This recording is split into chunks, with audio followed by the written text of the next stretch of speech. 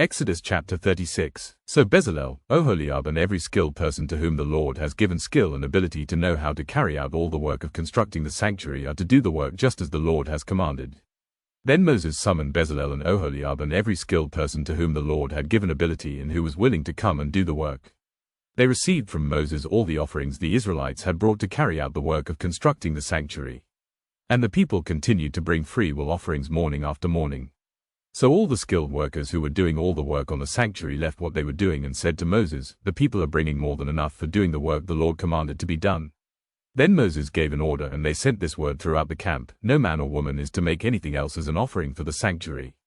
And so the people were restrained from bringing more, because what they already had was more than enough to do all the work.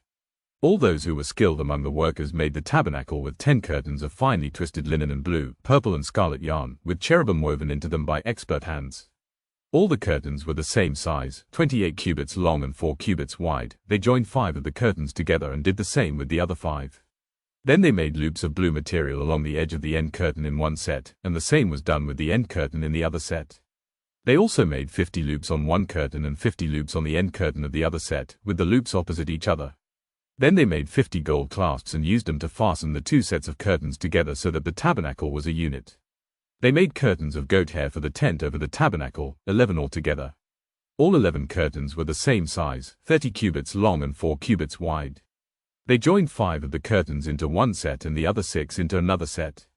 Then they made 50 loops along the edge of the end curtain in one set and also along the edge of the end curtain in the other set. They made 50 bronze clasps to fasten the tent together as a unit. Then they made for the tent a covering of ram skins dyed red, and over that a covering of the other durable leather. They made upright frames of acacia wood for the tabernacle. Each frame was 10 cubits long and a cubit and a half wide, with 2 projections set parallel to each other.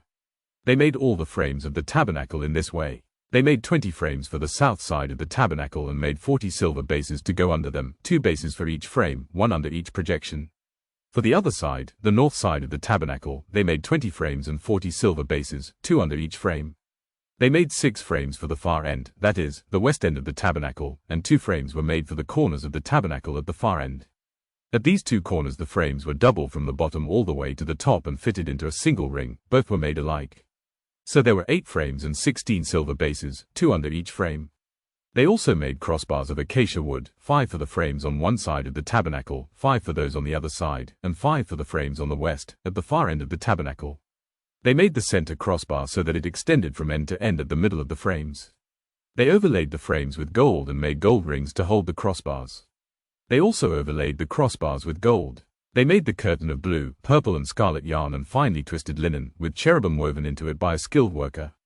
They made 4 posts of acacia wood for it and overlaid them with gold. They made gold hooks for them and cast their 4 silver bases.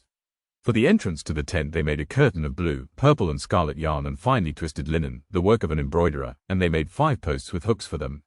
They overlaid the tops of the posts and their bands with gold and made their 5 bases of bronze.